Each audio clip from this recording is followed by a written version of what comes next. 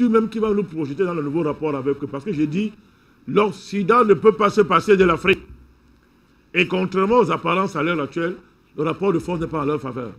Ce n'est pas en leur faveur. Dans tous les domaines. Le voyage, si les présidents africains sont fermes, les autorités morales s'élèvent, les intellectuels, la société civile, il y a ce bloc-là, Guy Fondop. Rien que pour l'affaire des parcelles. Ils vont reculer. Je dis, ils vont reculer. Pour l'affaire de voyage, là, ils vont reculer.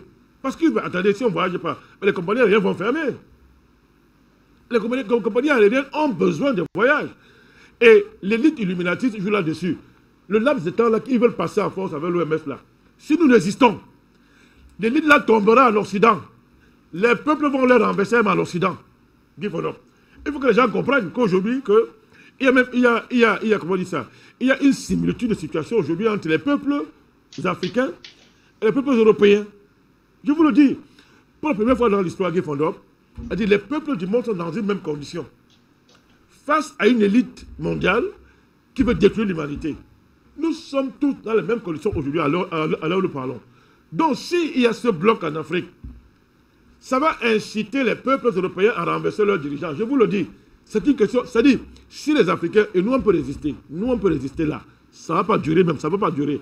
Parce que dès que les compagnies aériennes vont commencer à déposer le bilan, je vous dis, ça va créer une cascade. Les peuples vont renverser leur président pour dire, écoutez, on ne va pas mourir de faim à cause de vous. Nous voulons un vrai partenariat avec les Africains, parce que le partenariat, il est vital. Il faut arrêter de réfléchir de façon unilatérale, quoique les Européens sont aussi puissants que ça. Non, c'est eux qui ont besoin de nous à l'heure actuelle. Nous sommes en capacité de résister que, pour la simple raison que, c'est triste de dire ça, l'habitude du malheur nous permet de résister. Alors que eux, l'habitude du confort les rend intolérables à l'égard d'une situation qui va durer. Voilà pourquoi vous voyez, ils veulent déconfiner l'Europe. C'est-à-dire, ça veut parce qu'à un moment donné, les populations ne supportent plus. C'est bien modulé là, ils modulent ça comme ça. Parce qu'ils savent qu'à un certain niveau, les populations vont sortir dans la rue. Ils le savent, ils sont en train de moduler. Donc s'il y a ce bloc-là, s'il y a ce choc-là en Afrique, et qu'il y a ce bloc que nous appelons de tous nos voeux, entre la société civile, les leaders religieux, c'est très important, les chefferies traditionnelles, cette prétendue société civile, c'est maintenant alors qu'elle doit parler. Et bizarrement, elle ne parle plus. Les intellectuels, Guy Fondop, c'est terminé. On s'en sort. Et dans le monde aujourd'hui, Guy Fondop, une telle dynamique africaine ne laissera pas indifférents les Russes, même les Chinois, à l'heure actuelle. Et le bloc occidental ne peut pas tenir face à une coalition d'Africains, de Chinois et de Russes. Ils ne peuvent pas tenir, mon cher Guy Fondop. Donc, il y a de la perspective au niveau géopolitique. Il y a de la perspective. Moi, je dis, je suis désolé, moi, je ne peux pas voyager et accepter comme un vaccin. Moi, je suis prêt à rester chez moi le temps qu'on gagne cette bataille. Oui, Guy Fondop. Et voyager, ce n'est pas seulement aller en Europe. On voyage pour aller au Niger, pour aller dans un pays africain, on voyage pour aller dans d'autres pays dans le monde. Mais oui, ils vous demanderont toujours à l'aéroport cette fameuse... Non, si la dynamique est lancée... de l'organisation... Non, s'il y a cette coalition, Guy Fondop, s'il y a cette coalition que nous appelons, on ne vous demandera rien. On vous demandera ce qui est normal sans vous vacciner. On a un problème avec ces vaccins. Pourquoi veut-on imposer, Guy Fondop? Pourquoi subitement aujourd'hui, M. Macron et ses amis illuminatistes découvrent que la santé est un bien public? Qui a démantelé les mécanismes de santé depuis 30 ans? Ce sont les parents de M. Macron, les Rothschild, qui ont saccagé l'État-providence, Guy Fondop. Et quand ils le saccageaient, ils ne pensaient pas à l'époque que la santé était un bien public. Je dis bien que voilà un monsieur qui a 6 mois insultait les infirmiers en France, se moquait de M. Macron, méprisait toute la France. Aujourd'hui, il découvre que les infirmiers sont importants. Il a même sorti une médaille d'honneur pour la lutte contre les épidémies à donner aux infirmiers. Du n'importe quoi, M. Guy Fondop. Dites-moi pourquoi est-ce qu'en France, par exemple, on peut imposer aux médecins de transférer les données classées secret médical, Guy Fondop, de les transférer à M. Bill Gates contre les euros qu'on leur donne. C'est un scandale qui est en train de se chauffer aujourd'hui en France. Pourquoi on fait ça? Qui est M. Bill Gates? Dites-moi, qui a donné mandat à M. Bill Gates pour soigner les gens dans le monde? Où est-ce que M. Bill Gates prend son mandat pour vacciner les gens dans le monde? Il a été élu par qui? On dit démocratie partout, machin, légitimité populaire. Bill Gates a quelle légitimité populaire, Guy Fondop? Et vous voyez à quoi ont servi les ONG. Les ONG, là, toute Amnesty International, machin et consorts, préparaient l'arrivée de la vraie ONG de M. Bill Gates, petit antéchrist, n'est-ce pas? Qui n'a aucun mandat de personne, qui l'a voté pour dire que Je vaccine tout le monde. Je vous donne le bilan de M. Bill Gates en termes de vaccins. Permettez-le moi. En Inde, M. Bill Gates, promettant d'éradiquer la polio, avec 1,2 milliard de dollars, il a pris le contrôle du Conseil consultatif national de l'Inde et a imposé l'administration de 50 vaccins contre la polio, au lieu de 5, à chaque enfant, avant l'âge de 5 ans. Vous connaissez le bilan? La campagne de M. Bill Gates a été à l'origine d'une épidémie de polio dévastatrice qui a paralysé 496 000 enfants entre 2000 et 2017. En Inde. Je veux dire que l'affaire est actuellement à la Cour suprême. C'est parce que les dirigeants indiens, pour la plupart, certains, sont corrompus par les illuminatistes que l'affaire a traîné. 496 000 enfants qui sont paralysés par l'individu. Ils marchent librement. On est dans quel monde? Et où sont les ONG? Est-ce que Amnesty International n'a pas vu ça? Human Rights Watch n'a pas vu ça? Tous les ONG africains qui braillent matin, midi, soir, ne voient pas ça? Pourquoi on ne dit rien? Mais qui est Bill Gates? C'est qui? Il a le mandat de qui? Il a le mandat de qui font? C'est quoi ce vaccin? C'est quoi ce modèle vaccinal standard qu'on impose au monde? Mais on peut décider que bon, ok, il y a danger. Mais chaque pays maîtrise son protocole de vaccination. Pourquoi on va tout opposer un vaccin autour de... Mais qui est Bill Gates? Je répète, Bill Gates, c'est qui? C'est qui Bill Gates? C'est quelle affaire ça même? C'est qui? Pourquoi, n'est-ce pas, c'est son protocole qu'on veut imposer aux gens au point de lui transférer les données de santé. Dis voilà, à Microsoft, c'est qui Bill Gates? C'est quelle affaire ça? C'est quelle affaire? Le débat, il est là. Vous voyez que sur le plan démocratique, sur le plan de l'éthique, sur le plan des droits de l'homme, tout est violé. Tout ça s'est arrêté. Donc, tous les gens qui ont rêvé, qui croient à ces affaires-là, voilà ça devant nous aujourd'hui. Ebola, combien d'Africains? C'est fini par un vaccin. Est-ce que Ebola est terminé par un vaccin? Où était l'OMS pour vacciner les gens? Chacun a vu ici le jour où Ebola a touché un Américain, l'antidote est sorti immédiatement. Chacun a vu ça. Donc, ça veut dire quoi? On est en train de faire une expérimentation, Où était l'OMS pour le vaccin de l'Ebola? Où était l'OMS? Il y a un problème. Quand M. Bill Gates dit qu'il veut, n'est-ce pas, à travers le Gavi, l'Alliance globale pour les vaccins et l'immunisation, il veut protéger la santé de tous et nous immuniser tous. C'est-à-dire avoir donner l'immunité à tout le monde. Il est Dieu. C'est qui sont d'où? Mais Satan se présente devant le monde entier, en personne. Quelqu'un se lève et dit qu'il veut nous immuniser. C'est lui qui nous a créés. Nous avons l'immunité naturelle que nous avons depuis. Ils ont détruit ça par leur faux vaccin qu'ils nous infligent depuis et les maladies qu'ils ont inventées. Et maintenant, Bill Gates apparaît en Messie pour dire que non, moi j'ai envie vraiment de fournir à tout le monde de la bonne santé et je vais immuniser les gens. Il est qui? Bill Gates est docteur. Il est médecin. Est-ce qu'il faut seulement être riche pour devenir le Messie du monde? Quand tu es un milliardaire fabriqué par la CIA, et on connaît son histoire, désormais son histoire est connue. Ce milliardaire fabriqué par la CIA pour faire ce travail-là, hein, mais il a quel mandat? Donc on est là devant un enjeu qui est grave, mon cher Guy Fondor. Il ne s'agit pas de santé. Il s'agit de diminuer la population mondiale et en général de développer l'Afrique. Et moi, je ne suis pas surpris que des gens comme Cyril Ramaphosa jouent ce jeu. Et là encore, on a été longtemps en avance sur ces questions-là ici. Moi, j'ai interpellé longtemps les gens sur ce qui s'est passé en Afrique du Sud. En Afrique du Sud. Et voilà, M. Cyril Ramaphosa qui dit non, non, non, non, non. Il est pour ce vaccin distribué gratuitement. C'est une honte. Ce n'est pas surprenant. D'autres surprises vous attendent encore. Vous serez surpris.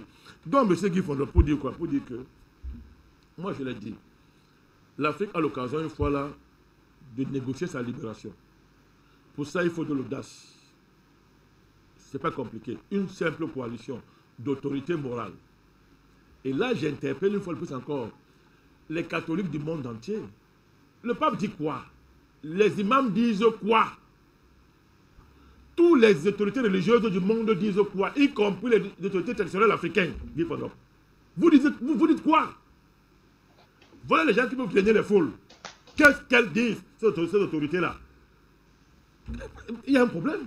Voilà les gens qui mobilisent les gens dans leurs églises, dans les cérémonies traditionnelles, machin et consorts. Mais vous dites quoi? Il faut parler. Leurs voix porteront. Pourquoi ce silence? Pourquoi le silence? Donc moi je dis l'Afrique est là dans un tournant qu'il peut négocier à son avantage. Si et seulement si il y a ce sursaut. Mais moi je vous ai dit, je suis un homme de foi. Moi je suis un homme de foi. Je pense que Je ne suis pas fou de croire que Dieu existe et de ne pas abandonner l'humanité. Alors, que va-t-il se passer dans les tout prochains jours? Et particulièrement demain, rappelez que l'Assemblée générale annuelle de l'Organisation mondiale de la santé, qui dure d'habitude 10 jours, ne durera que 2 jours cette fois-ci. Très peu de personnes ont été mobilisées. Ça se passe essentiellement en visioconférence, même si vous l'avez vu d'ailleurs sur les antennes de la télévision panafricaine, il y a beaucoup de difficultés avec des interférences. D'aucuns d'ailleurs craignent un piratage informatique à l'heure du vote demain qui pourrait faire basculer les choses. Et président Mbandakani, ce qui pourrait bien sûr influencer très négativement ce vote.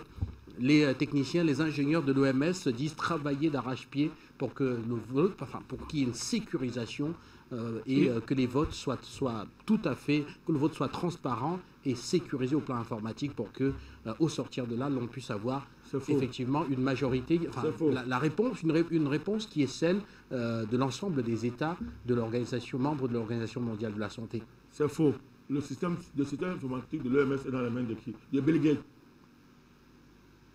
C'est faux, ils mentent. Bill Gates a dit il ne peut pas avoir d'élections transparentes à l'OMS. Ils vont truquer les votes, ils vont pirater.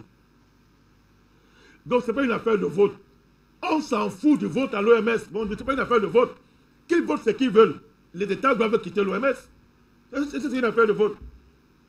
Il y a la démocratie où là? Bill Gates, j'ai demandé Bill Gates à quel mandat? Pour être le mentor de la vaccination universelle. Mais pourquoi on ne parle pas de ça? Il est le grand financier de l'OMS. Monsieur Macron, c'est un agent de Bill Gates. Allez lire ses derniers discours concernant cette initiative du bien public mondial.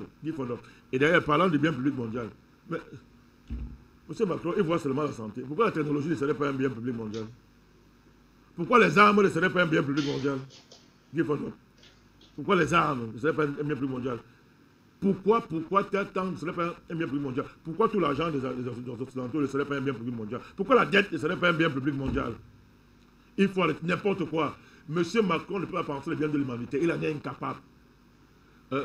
Alain Wauquiez, il s'appelait qui? Wauquiez, l'ancien président du parti républicain en France, de la droite française.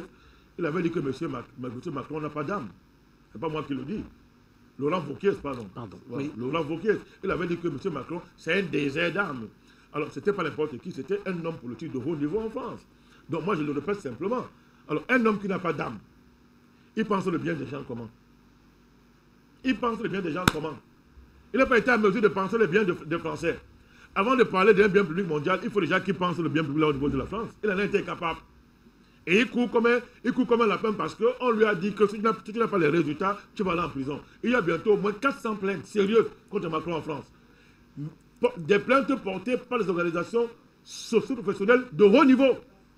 Et on lui a dit, monsieur, s'il n'y a pas de résultats d'après-midi à toi, on t'a placé pour ça au pouvoir, on va te lâcher, tu iras en prison. Il se bat comme un beau diable pour le faire. Il court partout, monsieur Macron. C'est pitoyable, monsieur Dufondop. Donc, le débat, il est là, Dufondop. Il n'y aura pas de vote transparent à l'OMS. Il ne faut pas attendre, ce n'est pas une affaire de vote. On s'en fout du vote de l'OMS. Si moi j'étais un président, je m'en foutrais du vote de l'OMS. Dufondop. On s'en fout. On s'en fout du vote de l'OMS. Cette affaire, c'est qu'on ne veut pas de vaccins. On ne veut pas de vaccins. Pas de vaccins. Donc, pour dire que, une fois de plus, voilà l'histoire. L'Afrique est face à l'histoire. L'Afrique est face à l'histoire. Moi, je me rappelle quand les Africains se sont investis contre le nazisme. Alors qu'en réalité, on nous manipulait. Les gens qui agissent aujourd'hui là, les brigades de consorts, ces ancêtres étaient derrière les nazis.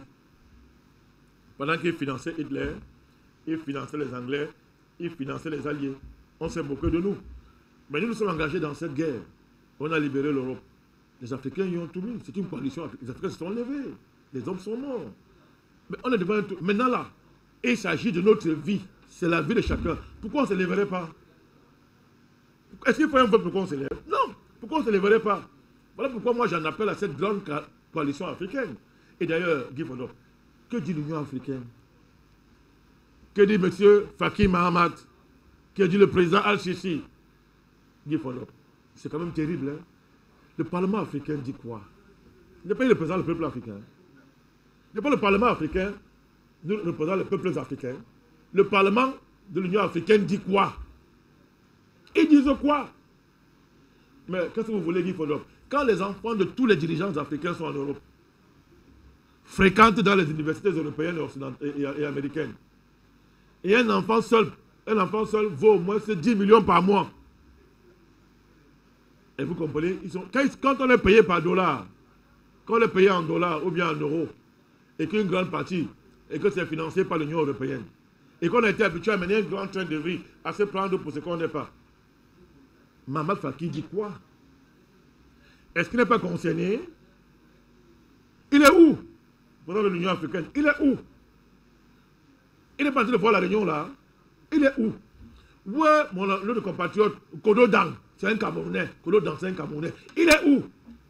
Il est président du Parlement panafricain. Il est où? Il représente les peuples africains. Ils sont où? Mais c'est quand même grave. Ils sont où tous ces gens-là? Donc c'est quand même terrible. Donc il faut un sursaut. Il faut que les Africains s'élèvent. Tout État africain qui va oser dire qu'il quitte l'OMS, il aura le soutien des Africains. Vous comprenez? Il aura le soutien des Africains. Moi je pense que rien n'est joué. Moi je suis un homme d'espoir, je suis un homme de foi.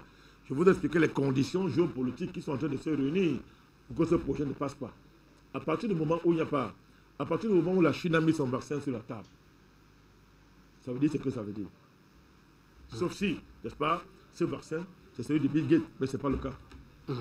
Merci à vous. Alors, on le saura de toutes les façons demain, quand cette Assemblée générale, cette 73e Assemblée générale annuelle de l'Organisation mondiale de la santé se refermera par ce vote, bien entendu, et un vote également qui passera. Il y aura plusieurs votes. Il y aura surtout le vote de ce projet de résolution qui a été déposé par l'Union européenne, un projet de résolution qui vise à redéfinir le cadre mondial de riposte face au coronavirus et demande d'ailleurs une enquête indépendante pour établir la chaîne de responsabilité, si l'enquête le révèle, bien sûr, de l'Organisation mondiale de la santé dans la propagation de la pandémie au niveau mondial, comme c'est le cas. Et on l'a vu tout à l'heure avec vous, si jamais ce projet de l'Union européenne est voté, cela voudrait dire que désormais, voilà, l'OMS sera sur la touche et ce sera bien sûr l'Europe qui gouvernera donc désormais cette riposte mondiale contre le coronavirus. Et dans cette riposte, le vaccin est le cœur même parce que voilà, ce programme consacre la santé comme étant un bien universel et la vaccination comme étant l'élément capital dans la préservation de ce bien universel. Voilà donc cette Europe qui a prétendu combattre le nazisme, combattre Hitler, qui elle-même est une Europe nazie. Voilà la démocratie. Là, voilà Guy Fordop. Voilà l'Union européenne qui a bavardé dans le droit de l'homme, valeurs européennes et tout. Les voilà en train de défendre un projet nazi. Imposer un vaccin qui va faire de l'être humain un logiciel.